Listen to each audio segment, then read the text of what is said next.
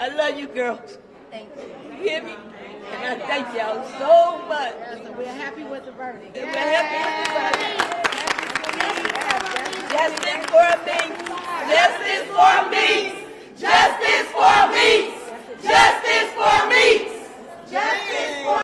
We are getting new details in the shooting death of a young mother in Chicago. Prosecutors say the woman accused of killing her did not know her before that encounter. We're also learning the accused had filed an order of protection months earlier that was never served. Tia Ewing is here with the other key points we've learned from court today. September 8th, 2025. A regular Monday morning in Chicago's South Loop. Romeca Meeks-Blackmon, just 31 years old, drops her 6-year-old son off at school near Cermak Road and State Street. It's 9:06 a.m. She kisses him goodbye, watches him walk into the building, gets back in her car, and drives just a short distance away to where her car was parked the night before. Within minutes, Romeca would be lying in a pool of her own blood, shot in the face, dead. And the woman who pulled that trigger? Someone she had never even met before. If cases like this grip you the way they grip me, do me a favor right now. Hit that subscribe button for Shadow Crime. Smash that like button and turn on your notifications so you never miss an update. Because stories like Romeca's, they need to be told. They need to be heard. Now, let me take you through what really happened that morning. And trust me, this case gets darker with every detail. Romeca wasn't just any victim. She was a mother, a daughter, a sister. Her family describes her as the baby of the family, but also the leader, the one who held everyone together. She had dreams, she had goals, and she had a beautiful little boy who was about to turn 7 years old just days after her death. That little boy, by the way, kept asking where his mommy was in the days that followed. He didn't understand. How could he? But here's where this story gets complicated, and I need you to really pay attention, because the relationships here are messy. Romeca shared a son with a man named Carlos Smith, also known as Carlos Way. Now, Carlos also had children with another woman. Her name? Quadija Johnson. People called her Holly. And Holly and Romeca, they had never met face to face. Never. Despite living in the same city, despite sharing the father of their children, these two women had never actually encountered each other until that fatal morning. Holly had been filing protective orders against Romeca since December 2024. She claimed Romeca was threatening her through family members. She painted herself as a victim, as someone who feared for her safety. But remember what I just told you. They had never met. So how afraid could she really have been? Or was she building a paper trail? Was she setting something up? That's what Romeca's family believes. And honestly, when you look at what happened next, it's hard not to wonder. That morning, Carlos was with Holly. They had their 6-month-old baby with them. Carlos drove Holly to where her car was parked on West Cermak. They were putting their baby into Holly's car when Romeca showed up. She had just dropped off her son. This was the first time these two women would come face to face. And it would be the last time Romeca would be alive. Now, let me show you what happened next. And in just a moment, I'm going to play you the emotional video of what Romeca's mother said after the first court hearing. But first, picture this scene. Two women who have never met, both connected to the same man, both mothers of his children. The tension here? You can imagine it was already sky high before a single word was even spoken. Witnesses who were there that morning, they told police what they saw, and what they described as absolutely chilling. According to these eyewitnesses, an argument broke out between Romeca and Holly. Words were exchanged. But here's where it gets physical, and I want you to really understand what happened because this detail is crucial to understanding why the judge made the decision she did. Carlos, the father of both their children, the man in the middle of all this, he allegedly put Romeca in a chokehold. Yes, you heard that right. He's restraining her. He's got his hands around her neck. Romeca is standing there with her arms crossed at first. Then she's being physically attacked by this man. Some witnesses said he even slammed a car door on her. So Romeca is being assaulted by Carlos while Holly watches. Now, what would you do in that situation? If you saw your partner attacking someone, would you try to stop it? Would you call for help? Would you get in your car and drive away? Well, Holly did none of those things. Instead, according to prosecutors, Holly walked to her car, reached inside, and pulled out a gun, a 9mm handgun that she legally owned because she had both a FOID card and a concealed carry license. Romeca breaks free from Carlos's chokehold, and that's when Holly fires. Once, pause, then 2 more times. 3 shots total. Police later recovered 3 9mm shell casings from the scene. Romeca, unarmed, falls to the ground. She's bleeding. She's dying right there on that street, just minutes away from where she had dropped her son off at school. But wait, it gets worse. And I know you're probably thinking it can't get worse than this, but it does. Witnesses told the court that after Holly shot Romeca, after this woman was lying there in a pool of her own blood, unresponsive, taking her last breaths, Holly and Carlos gave each other a fist bump. A fist bump, like they had just accomplished something, like they had just won a game. Let that sink in for a second. A mother of a 7-year-old boy is dying on the pavement, and the 2 people responsible are celebrating. The judge in this case said it perfectly during the detention hearing. She said, celebrating in the street after shooting someone is not self-defense. And Holly's whole defense? She's claiming she acted in self-defense, that she was the one who was afraid, that she was the one who needed protection. Now here's what really gets me about this case, and I want to know what you think in the comments. Holly was arrested that day. The police took her into custody right there at the scene. I just want to say thank you to the state's attorney, to Detective Tiros. You did a great job. I truly appreciate it. To the Attorney General. It's been 3 months of pain and agony. I just want to say thank you, Lord. Thank you. Justice, please. I just want justice. I don't want to fight with nobody. I don't want to argue with nobody. I just want justice for my daughter. And I want peace in my family. This has been such a hard 3 months. It's been painful. It's been we've been torn apart. One of the leaders of our family, she was the baby, but she was the leader.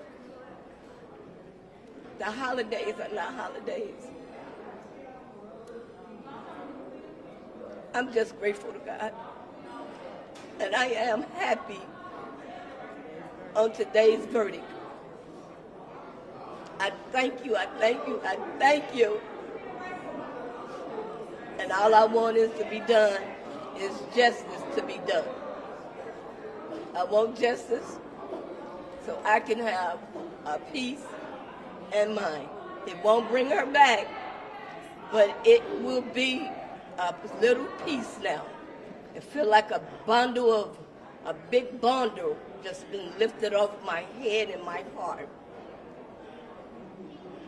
And I truly appreciate everyone that stood by me, rallied with me, supported me and my family, because it meant a lot.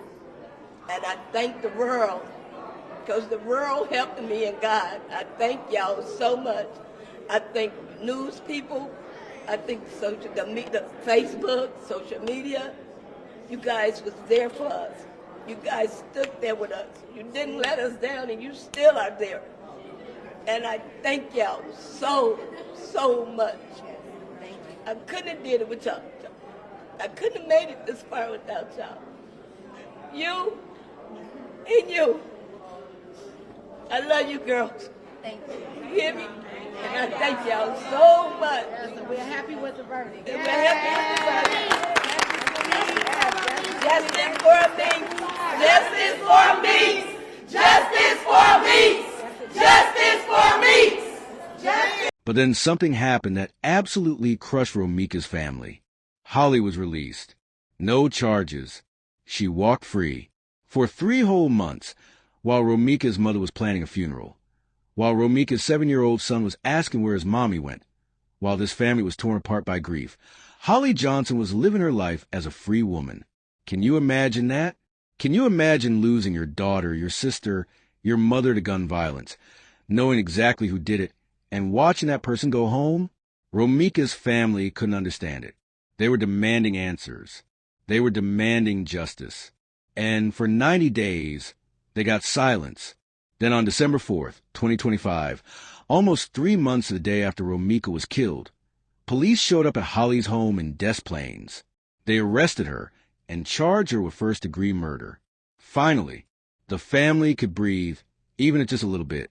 The very next day, December 5th, Holly appeared in court for her detention hearing. The courtroom was packed. Dozens of Romeca's family and supporters showed up wearing pink in her honor. They wanted Holly to see them.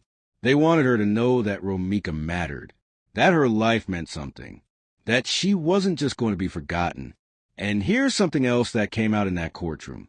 Holly is 7 weeks pregnant.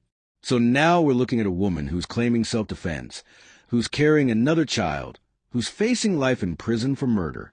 The judge heard all the evidence. Listen to the witness testimony about the fist bump, about the celebration, about Romeca being unarmed, and made her decision. Holly Johnson will remain in custody. No violence. She's sitting in Cook County Jail right now awaiting her next court date on December 23rd. After that hearing, Romeca's mother, Tina McMiller, spoke to reporters. And I'm telling you, what she said will break your heart. This woman, who is now raising her grandson because his mother was murdered, she stood there with such grace and such pain and said, "This has been such a hard 3 months. It's been painful. It's been terrible. We've been torn apart. One of the leaders of our family. She was the baby, but she was the leader." Think about that. One of the leaders of our family. She was the baby, but she was the leader. The holidays are not holidays.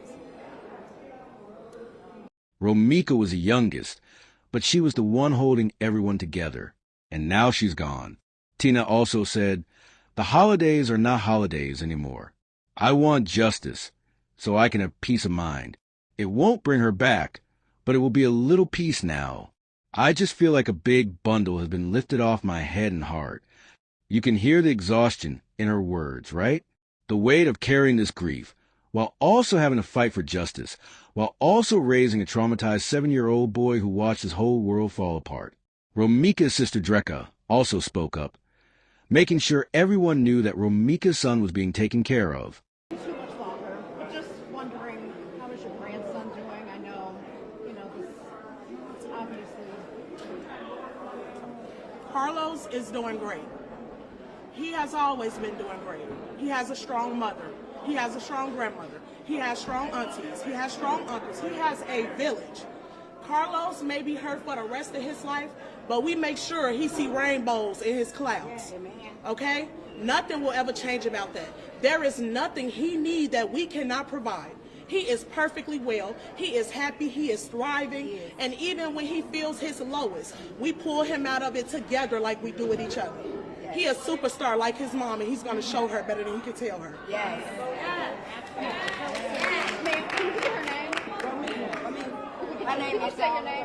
She said, "Carlos may be hurt for the rest of his life, but we make sure he sees rainbows in his clouds. There is nothing he needs that we cannot provide. He is perfectly well. He is happy. He is thriving. And even when he feels his lowest, we pull him out of it together like we do with each other. He is a superstar, like his mom, and he's going to show her better than he could tell her." That's the kind of love and strength his family is showing in the face of absolute tragedy. But you know who else spoke out? Carlos Smith himself, the man who was there that morning, the man who allegedly had Romeca in a chokehold, the man who fist bumped Holly after she shot the mother of his child. For months he stayed silent, but after the court hearing, he finally said something. And listen to what he told reporters. For the first time, we are hearing from the father at the center of a fatal confrontation. Carlos Smith shared children with 2 women, and now one of them is charged with murdering the other. Tia Ewing has been following the story from the very beginning, and she has the latest. A lot of details came out in court today for the hearing of Quadasia Johnson, including the fact that this was the first time when the shooting unfolded that she allegedly laid eyes on Romeca Blackmon. We know that she and Romeca Blackmon, they both have children by the same man. And for the very first time, we are hearing from Carlos Smith. He was the man on the scene when this tragic shooting unfolded. So a lot of information came out in court today. Witnesses saying what they saw, but you were there. What's your reaction to what you heard came out in court today? When I heard it, I'm just looking, you know, it was unbelievable, but I was there. And I know for a fact none of that happened, how they just explained it. But my truth will get out here, and I hope everybody understand. That's really it. I can't even say too much right now. You know, because it's just going to feel like I'm going against them, they going against me, we just going back and forth. But the truth is going to come out. Well, let's walk through this. So on September 8th, investigators say Johnson and the father of her child were near his home. They drove Johnson to 20 West Romeca, where her car was parked. They placed their 6-month-old into Johnson's car in the back seat. Around the same time, Blackmon had just dropped off her son at a nearby school and drove back to the area where Johnson and the father were. Witnesses told police the women argued. They reported the father pushing Johnson away and Blackmon standing with her arms crossed. They say he then slammed a car door on Blackmon and also put her in a chokehold. Prosecutors say Johnson broke free, and that is when, or I should say Blackmon broke free, and that is when Blackmon was shot once. And then that's when they say Johnson paused, then fired 2 more times. Police recovered 3 9mm casings there at that scene. Johnson legally owned the gun and claimed self-defense. Prosecutors say Blackmon was unarmed. Her son turned 7 days after the shooting and is still asking to this very day, where is his mother? He said, "When I heard it, I'm just looking. It was unbelievable. But I was there. And I know for a fact none of that happened. How they just explained it. But my truth will get out here, and I hope everybody understands. I can't even say too much right now because it's just going to feel like I'm going against them. They're going against me. We're just going back and forth. But the truth is going to come out. So Carlos is saying the witnesses are lying, that what prosecutors presented in court isn't what actually happened. But here's my question for you. If the truth is so different from what witnesses saw, why didn't he speak up sooner? Why wait 3 months? Why wait until after Holly is arrested and charged? And if he's so innocent in all this, why aren't prosecutors looking at him too? Because from where I'm sitting, if those witness statements are accurate, Carlos played a major role in what happened to Romeca that morning. This case raises so many psychological questions that I want you to think about. What drives someone to file protective orders against a person they've never met? Was Holly truly afraid, or was she creating a narrative? What goes through someone's mind when they choose to grab a gun instead of walking away? And how does someone celebrate immediately after taking another person's life? What kind of disconnect from empathy, from basic humanity, does that require? And here's another thing that keeps me up at night. That 7-year-old boy, Romeca's son, he's going to grow up knowing his mother was killed. He's going to grow up with questions. He's going to grow up wondering why. How do you explain to a child that the adults in his life failed so catastrophically? How do you help him process that kind of trauma? If this case has affected you the way it affected me, I need you to do something. Subscribe to Shadow Crime if you haven't already. Hit that like button. Share this video because Romeca's story deserves to be heard. Her family deserves support, and we need to keep demanding justice. Drop your thoughts in the comments below. Do you think Carlos should be charged too? Do you believe Holly's self-defense claim? Let's talk about it. I'll see you in the next one.